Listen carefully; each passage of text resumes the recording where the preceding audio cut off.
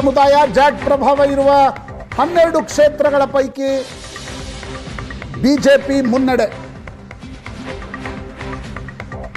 12 ಪೈಕಿ 10 ಕ್ಷೇತ್ರಗಳಲ್ಲಿ ಬಿಜೆಪಿ ಮುನ್ನಡೆಯಲ್ಲಿದೆ. ಪ್ರವೇಶ್ ವರ್ಮಾಗೆ ಕೇಜ್ರಿವಾಲ್ ವಿರುದ್ಧ ಟಿಕೆಟ್ ಕೊಟ್ಟು ಜಾಟ್ ಸಮುದಾಯವನ್ನ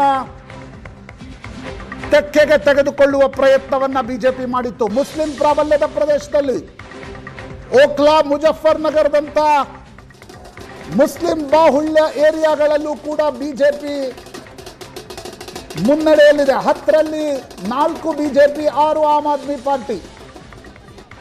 ಇಮ್ರಾನ್ ಹುಸೇನ್ ಆಮ್ ಆದ್ಮಿ ಪಾರ್ಟಿ ಹಿನ್ನಡೆ, ಸುರೇಂದರ್ ಸಿಂಗ್ ಹಿನ್ನಡೆ, ಪುನರ್ದೀಪ್ ಸಿಂಗ್ ಸಾಹಿರಾಮ್ ಆಮ್ ಆದ್ಮಿ ಪಕ್ಷದ ಸೋಮನಾಥ್ ಭಾರತಿ ಹಿನ್ನಡೆಯಲ್ಲಿದ್ದಾರೆ, ಪ್ರದೀಪ್ ಮಿತ್ತಲ್ ಹಿನ್ನಡೆಯಲ್ಲಿದ್ದಾರೆ, ಸತ್ಯೇಂದ್ರ ಜೈನ್ ಹಿನ್ನಡೆಯಲ್ಲಿದ್ದಾರೆ, ಅಮಾನುಲ್ಲಾ ಖಾನ್ ಬಲಿಮಾರನ್ ಕ್ಷೇತ್ರದಿಂದ, ಕೈಲಾಶ್ ಗೆಹ್ಲೋಟ್ ಬಿಜೆಪಿಯ ನಾಯಕ ಆಮ್ ಆದ್ಮಿ ಪಾರ್ಟಿಯಿಂದ ಬಂದವರು ಮುನ್ನಡೆಯಲ್ಲಿದ್ದಾರೆ. ರೋಹತಾಸ್ ಬಿಧೂರಿ, ರಮೇಶ್ ಬಿಧೂಡಿ, ಸತೀಶ್ ಜೈನ್ ಮುನ್ನಡೆಯಲ್ಲಿದ್ದಾರೆ.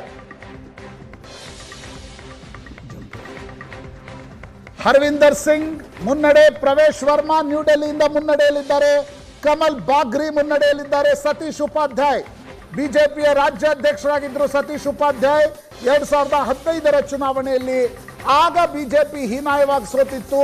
ಈ ಬಾರಿ ಸತೀಶ್ ಉಪಾಧ್ಯಾಯ್ ಕೂಡ ಗೆದ್ದಿದ್ದಾರೆ ಮಾಲ್ವೀಯ ನಗರ ಕ್ಷೇತ್ರದಿಂದ.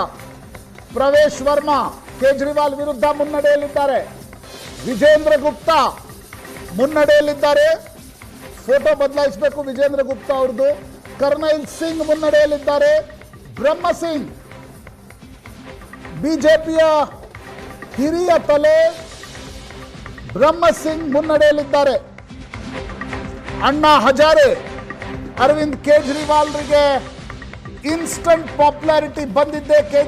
ಅಣ್ಣಾ ಹಜಾರೆ ಉಪವಾಸ ಸತ್ಯಾಗ್ರಹದಿಂದ ಇವತ್ತು ಅಣ್ಣಾ ಹಜಾರೆ ಶಿಷ್ಯನ ಸೋಲಿನ ನಂತರ ಹೇಳ್ತಾ ಇದ್ದಾರೆ, ವ್ಯಕ್ತಿಯ ವಿಚಾರ ಶುದ್ಧವಾಗಿರಬೇಕು. ಹಣದ ಆಸೆಗಾಗಿ ಅಬಕಾರಿ ಹಗರಣ ಮಾಡಿದ್ರು. ಆ ಹಗರಣಗಳೇ ಆಮ್ ಆದ್ಮಿ ಪಕ್ಷವನ್ನ ಕೊಚ್ಚಿಕೊಂಡು ಹೋಗುವಂತೆ ಮಾಡಿವೆ. ಅಣ್ಣಾ ಹಜಾರೆ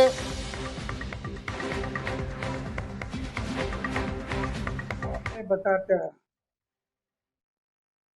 कि चुनाव लड़ते समय उम्मीदवार का आचार शुद्ध होना, विचार शुद्ध होना, जीवन निष्कलंक होना, जीवन में त्याग होना और अपमान करने की शक्ति होना, ये गुण अगर उम्मीदवार में है तो मतदारों को विश्वास आता है ये हमारे लिए कुछ करने वाला है। मैं बार बार बताते गया लेकिन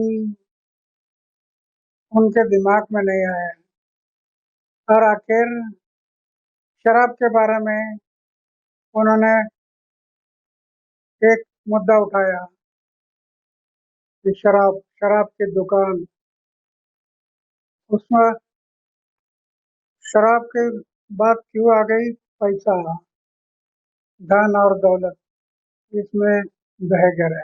मैं पहले से बताते हैं कि चुनाव लड़ते समय उम्मीदवार का आचार शुद्ध होना, विचार शुद्ध होना, जीवन निष्कलंक होना, जीवन में त्याग होना और अपमान करने की शक्ति होना, ये गुण अगर उम्मीदवार में है तो मतदारों को विश्वास आता है ये हमारे लिए कुछ करने वाला है। मैं बार बार बताते गया लेकिन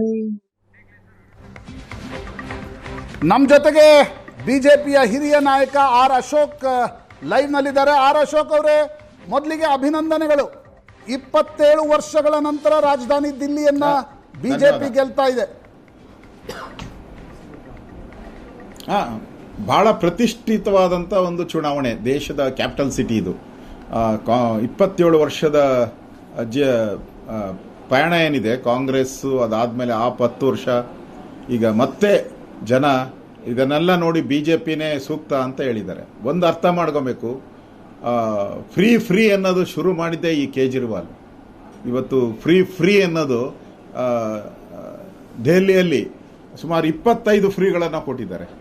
ಆ 25 ಫ್ರೀಗಳು ಅವ್ರಿಗೆ 25 ಸೀಟನ್ನು ತಂದು ಕೊಡ್ತಾ ಇಲ್ಲ ಅವ್ರಿಗೆ, ಡೆಲ್ಲಿಯವರಿಗೆ, ಆಪ ಸರ್ಕಾರಕ್ಕೆ.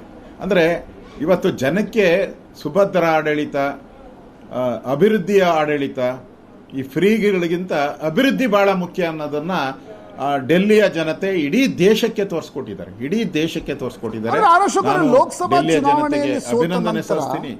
ಅಶೋಕ್ ಅವರೇ, ಲೋಕಸಭಾ ಚುನಾವಣೆಯಲ್ಲಿ ಬಿಜೆಪಿ ಸ್ವಲ್ಪ ಹಿನ್ನಡೆ ಅನುಭವಿಸಿದ ನಂತರ ತನ್ನ ಕೋರ್ಸ್ ಕರೆಕ್ಷನ್ ಮಾಡಿಕೊಂಡಿದೆ, ಇಲೆಕ್ಷನ್ ಸ್ಟ್ರಾಟರ್ಜಿಯನ್ನು ಬದಲಾಯಿಸ್ಕೊಂಡಿದೆ. ಆ ಕಾರಣದಿಂದ ಹರಿಯಾಣ, ಮಹಾರಾಷ್ಟ್ರ, ದಿಲ್ಲಿಯಲ್ಲಿ ಗೆತ್ತು. ಆ ಸ್ಟ್ರಾಟರ್ಜಿ ಏನು ಅಂತ ನೋಡಿದರೆ ಮೋದಿಯವರ ಫೋಟೋವನ್ನು ಕಡಿಮೆ ಬಳಸೋದು, ಗ್ಯಾರಂಟಿಗಳನ್ನು ಜಾಸ್ತಿ ಕೊಡೋದು. ಹರಿಯಾಣದಲ್ಲೂ ಗ್ಯಾರಂಟಿ ಕೊಡ್ತು, ಮಹಾರಾಷ್ಟ್ರದಲ್ಲೂ ಲಾಡ್ಲಿ ಬೆಹನಾ ಗ್ಯಾರಂಟಿ ಕೊಡ್ತು, ದಿಲ್ಲಿಯಲ್ಲೂ ಕೂಡ ನೀವು ಅರವಿಂದ್ ಕೇಜ್ರಿವಾಲ್ರನ್ನು ಟೀಕಿಸ್ತಾ ಇದ್ದೀರಿ. ಆದರೆ ನಿಮ್ಮ ಗೆಲುವಿನ ಶ್ರೇಯಸ್ಸಿಗೆ ಮುಖ್ಯ ಕಾರಣ ಗ್ಯಾರಂಟಿಗಳು ಕೂಡ ಇವೆ. ಅಲ್ಲ, ಇರ್ಬೋದು. ಆದರೆ Modi is the captain, is the super star. ಅದರ ಜೊತೆಗೆ ನಾವು ಹೊಸ ನಮ್ಮ ತಂತ್ರಗಾರಿಕೆ, ಚುನಾವಣಾ ತಂತ್ರಗಾರಿಕೆಯನ್ನು ಲೋಕಸಭಾ ಚುನಾವಣೆ ಆದಮೇಲೆ ನಮ್ಮಲ್ಲಿ ಏನೇನು ತಪ್ಪಾಗಿದೆ ಅದು ತಿದ್ದುಕೊಂಡಿದ್ದೀರಿ ನಾವು. ನಮ್ಮದು ಕಾಂಗ್ರೆಸ್ ಪಾರ್ಟಿ ಅಲ್ಲ, ಯಾವುದೋ ಒಂದು ವಂಶಕ್ಕೆ ಸೀಮಿತವಾದಂಥ ಪಾರ್ಟಿ. ಆದರೆ ಈ ತಿದ್ದುಪಡಿಗಳಾಗಲ್ಲ, ಯಾಕಂದರೆ ಅವರು ಅದೇ ಬ್ರ್ಯಾಂಡಲ್ಲೇ ಹೋಗ್ಬೇಕು, ಅವರು ವಂಶದ ಬ್ರ್ಯಾಂಡಲ್ಲೇ ಹೋಗಬೇಕು. ನಮ್ಮಲ್ಲಿ ಕಾಲಕ್ಕೆ ಅದ್ವಾನಿಯವರಿದ್ದಾಗ ಒಂದು ರೀತಿ, ವಾಜಪೇಯಿ ಅವರಿದ್ದಾಗ, ಮತ್ತು ನರೇಂದ್ರ ಮೋದಿಯವರು ಏನೇನು ತಪ್ಪಾಗ್ತಿತ್ತೋ ತಿದ್ದುಕೊಳ್ಳೋವಂಥದ್ದಕ್ಕೆ ಒಂದು ಅವಕಾಶ ಇರೋದು ಬಿಜೆಪಿಯಲ್ಲಿ ಮಾತ್ರ, ಡೆಮೋಕ್ರಸಿ ಇರೋವಂಥ ಪಾರ್ಟಿ. ಬೇರೆ ಪಾರ್ಟಿಗಳಲ್ಲಿ ಆ ಥರದ್ದಿಲ್ಲ. ವಂಶ ಆಡಳಿತ ಇರೋದ್ರಿಂದ ಅಲ್ಲಿ ಯಾರು ಹೇಳಕ್ಕೆ ಸಾಧ್ಯನೇ ಇಲ್ಲ. ಆ ವಂಶದವ್ರು ಬಿಟ್ಟು, ಅವ್ರ ಮನೆಯವ್ರು ಬಿಟ್ಟು ಯಾರು ಮಾತಾಡೋಕ್ಕೆ ಸಾಧ್ಯನೇ ಇಲ್ಲ. ಅದರಿಂದ ಲೋಕಸಭೆಯಲ್ಲಿ ತಾವು ಹೇಳೋದು ಸರಿ ಇದೆ. ನಮ್ಮಲ್ಲಿ ಲೋಕಸಭೆಯಲ್ಲಿ ಏನೇನು ನಾವು 400 ಸೀಟ್ ಅಂದ್ರಿ, ಅದು ಜನಕ್ಕೆ ಒಪ್ಪಿಗೆ ಆಗಲಿಲ್ಲನೋ, ಈ ಥರದ್ದೆಲ್ಲ ಸಣ್ಣ ಘಟನೆಗಳೇನಿದೆ ಅದನ್ನು ನಾವು ರೆಕ್ಟಿಫೈ ಮಾಡ್ಕೊಂಡಿದ್ದೀರಿ. ಈ ಸ್ಟ್ರಾಟಜಿ ಏನು ಅಶೋಕ್ ಅವರೇ? ಇದು ಮೋದಿಯವರ ಫೋಟೋವನ್ನು ಕಡಿಮೆ ಬಳಸೋದು, ಮೋದಿಯವರನ್ನು ಕಡಿಮೆ ಓಡಾಡಿಸೋದು. ಕರ್ನಾಟಕದಲ್ಲಿ ನೀವಂತರೂ ಬೆಂಗಳೂರಿನಲ್ಲಿ 2 ದಿನ ಇಡೀ ಮೋದಿಯವರ ಹತ್ರ ರೋಡ್ ಶೋ ಮಾಡಿಸಿದ್ರಿ. ಕರ್ನಾಟಕದಲ್ಲೇನು ಭಾಳ ದೊಡ್ಡ ಲಾಭ ನಿಮ್ಗೆ ತರಲಿಲ್ಲ. ಆದರೆ ಲೋಕಸಭಾ ಚುನಾವಣೆ ನಂತರ ಬಿ ಜೆ ಪಿಯ ಈ ಸ್ಟ್ರಾಟಜಿ ಏನು? ಮೋದಿಯವರ ಫೋಟೋ ಕಡಿಮೆ ಬಳಸೋದು, ಅವ್ರ ರ್ಯಾಲಿಗಳನ್ನು ಕಡಿಮೆ ಮಾಡೋದು. ಅಲ್ಲ, ಎಲ್ಲಿ ಅವಶ್ಯಕತೆ ಇದೆಯೋ ಅಲ್ಲಿ ಬಳಸುವಂಥದ್ದು ಈಗ ಮಾಡಿರೋವಂಥದ್ದು. ಎಲ್ಲಿ ಮೋದಿಯವರು ಮೊದಲು ಸ್ವಲ್ಪ ಜಾಸ್ತಿ ಬಳಸ್ತಿದ್ರು ಅಂತ ಒಪ್ಕೋತೀರಾ? ಸಿಗ್ಬೋದಲ್ಲಿ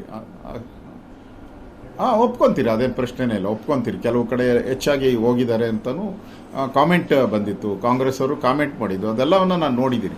ಒಟ್ಟಾಗ ನಮ್ಮ ಸ್ಟ್ರಾಟಜಿಯನ್ನು ಕಾಲಕ್ಕೆ ನಾವು ಬದಲಾವಣೆ ಮಾಡಿಕೊಂಡಿರೋದ್ರಿಂದ ದೆಹಲಿ ಚುನಾವಣೆಯನ್ನು ಕೂಡ ನಮಗೆ ದೊಡ್ಡ ಒಂದು ಗೆಲುವನ್ನು ಕೊಟ್ಟಿದೆ.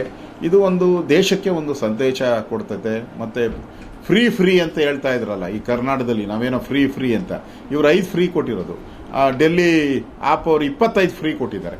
ಜನ ಅದನ್ನು ತಿರಸ್ಕಾರ ಮಾಡಿದ್ದಾರೆ. ಅಂದರೆ ಜನಕ್ಕೆ ಇವತ್ತು ಸುಭದ್ರತಾ ಆಡಳಿತ ಬೇಕು ಅನ್ನೋದು ಸ್ಪಷ್ಟವಾಗಿ ಕಾಣ್ತಾ ಇದೆ. ಅಶೋಕ್ ಅವರು, ಇಷ್ಟು ಸುದೀರ್ಘ ಪಾಲಿಟಿಕ್ಸನ್ನು ನೋಡಿದವರು ಇತ್ತೀಚಿನ ದಿನಗಳಲ್ಲಿ ಗ್ಯಾರಂಟಿಗಳಿಲ್ಲದೆ ರಾಜಕೀಯ ಪಕ್ಷಗಳು ಗೆಲ್ಲಕ್ಕೆ ಆಗಲ್ಲ ಅನ್ನುವ ಸ್ಥಿತಿ ಇದೆ. ನಾನು ಕೇಳ್ಪಟ್ಟೆ ಬಿ ಜೆ ಪಿಯ ಪಾರ್ಲಿಮೆಂಟ್ರಿ ಬೋರ್ಡ್ನಲ್ಲಿ ಮೊದಲು ಮೋದಿಯವರು ಗ್ಯಾರಂಟಿ ಹೆಸರು ಹೇಳಿದರೆ ಸಿಡಿಮಿಡಿಗೊಳ್ತಾ ಇದ್ದರು, ಬೇಡ ಗ್ಯಾರಂಟಿಗಳನ್ನು ನಾವು ಘೋಷಣೆ ಮಾಡಬಾರ್ದು ಅಂತಕ್ಕಂಥದ್ದನ್ನು ಹೇಳ್ತಾ ಇದ್ರು. ಆದರೆ ಲೋಕಸಭಾ ಚುನಾವಣೆ ಸೋತ ನಂತರ ಮೋದಿಯವ್ರಿಗೂ ಕೂಡ ಅರಿವಾಗಿದೆ, ಅಮಿತ್ ಶಾಗೂ ಕೂಡ ಅರಿವಾಗಿದೆ, ನಾವು ಗ್ಯಾರಂಟಿಗಳನ್ನು ಘೋಷಣೆ ಮಾಡದೇ ಇದ್ದರೆ ಕಾಂಪಿಟೇಟಿವ್ ಪಾಲಿಟಿಕ್ಸ್ ಮಾಡೋಕ್ಕಾಗಲ್ಲ ಅಂತ. ಅಂದರೆ ಗ್ಯಾರಂಟಿಗಳು ಇನ್ನೊಂದು 10-15 ವರ್ಷ ಈ ರಾಜಕಾರಣದಲ್ಲಿ ಇರ್ತವೆ ಅನಿಸುತ್ತೆ. ಕೇಜ್ರಿವಾಲ್ ಸೋತಿರ್ಬೋದು, ಆದರೆ ಕೇಜ್ರಿವಾಲ್ರ ಲೀಗಸಿ ಗ್ಯಾರಂಟಿಗಳ ರೂಪದಲ್ಲಿ ಭಾರತದ ಪಾಲಿಟಿಕ್ಸ್ನಲ್ಲಿ ಮುಂದುವರಿಯುತ್ತೆ ಅಂತ ಅನಿಸುತ್ತೆ. ಹೌದೌದು, ನಾನು ತಮ್ಮ ಮಾತನ್ನು ನಾನು ಒಪ್ಕೊತೀನಿ. ಜನಕ್ಕೆ ಫ್ರೀ ಅಂದ ತಕ್ಷಣವೇ ಒಂದು ಸ್ವಲ್ಪ ಜನ ಅದಕ್ಕೋಸ್ಕರ ಟೆಂಪ್ಟ್ ಆಗ್ತಾರೆ. ಈಗ ನಾವೆಲ್ಲ ನೋಡಿದ್ದೀರಲ್ಲ, ಬೆಂಗಳೂರಲ್ಲಿ ಮಾಲ್ಗಳು ಬಂದಾಗ ಡಿಸ್ಕೌಂಟ್ ಅಂತ ಪ್ರಾರಂಭ ಆಯಿತು. ಒಂದು 20 ವರ್ಷದಿಂದ ಡಿಸ್ಕೌಂಟ್ ಅಂತ ತಕ್ಷಣ ಜನ ಅಲ್ಲಿ ಹೋಗೋಕ್ಕೆ ಶುರುವಾದರು. ಒಂದು ರೀತಿ ಏನೋ ಒಂದು ಹೊಸತನವನ್ನು ಹುಡುಕುವಂಥದ್ದು ನೋಡ್ತಾರೆ ಜನ ಸಾಮಾನ್ಯವಾಗಿ. ಮಾರ್ಕೆಟ್ನಲ್ಲಿ ಅದೆಲ್ಲ ಗೊತ್ತಾದ್ಮೇಲೆ ಈಗ ಡಿಸ್ಕೌಂಟ್ ಅನ್ನೋದು ಬೋಗಸ್ ಅನ್ನೋದು ಗೊತ್ತಾಯ್ತು. ಮಾರ್ಕೆಟ್ನಲ್ಲಿ ಉಳಿಬೇಕಾದ್ರೆ ನಾವು ಡಿಸ್ಕೌಂಟ್ ಅದು ಜನ ತಾನಾಗ್ತಾರೆ. ಇಲ್ಲ, ಈಗ ನಾವು ಯಾವುದು ಬಡ್ಜೆಟ್ ಅಲ್ಲಿ ನಮಗೆ ಕೊಡಕ್ಕೆ ಸಾಧ್ಯನೋ ಆ ಥರದ್ದು ಮಾಡಿದ್ದಾರೆ. ನಮ್ಮ ಕರ್ನಾಟಕ ಚುನಾವಣೆ ಬಂದಾಗ ನಮ್ಮ ಬೊಮ್ಮಾಯಿಯವರು ನಮ್ಮ ಕೇಂದ್ರದ ನಾಯಕರು ಕೇಳಿದ್ದು ನಿಜ, ನಾವು ಈ ಥರದ ಫ್ರೀಗಳನ್ನು ಕೊಡೋಣ ಅಂತ. ಬಟ್ ಆಗ ನಮ್ಮ ನಾಯಕರು ಫ್ರೀ ಮೇಲೆ ನಾವು ಗೆಲ್ಲಬಾರ್ದು, ಅಭಿವೃದ್ಧಿ ಮಾಡಬೇಕು, ದೇಶದ GDP ಜಾಸ್ತಿ ಆಗಬೇಕು, ಕರ್ನಾಟಕದ GDP ಜಾಸ್ತಿ ಆಗಬೇಕು, ಅಭಿವೃದ್ಧಿ ಸೂಚಕವಾಗಿರಬೇಕು ಅಂತ ಹೇಳಿದ್ರು. ಅದಕ್ಕೋಸ್ಕರ ನಾವು ಆ ಸಂದರ್ಭದಲ್ಲಿ ನಾವು ತಯಾರು ಮಾಡ್ಕೊಂಡಿದ್ರಿ, ಎಲ್ಲರಿಗೂ 1,000 ಕೊಡಬೇಕು, 6 ತಿಂಗಳು ಮುಂಚೆನೇ ನಾವು ತಯಾರು ಮಾಡ್ಕೊಂಡಿದ್ರಿ ಕೊಡಬೇಕು ಅಂತೆಲ್ಲ. ಆದರೆ ಆ ಸಂದರ್ಭದಲ್ಲಿ ನಮ್ಮ ಸ್ಟ್ರಾಟಜಿ ಆಗಿತ್ತು ಅಭಿವೃದ್ಧಿ ಮೇಲೇನೆ ಹೋಗಬೇಕು.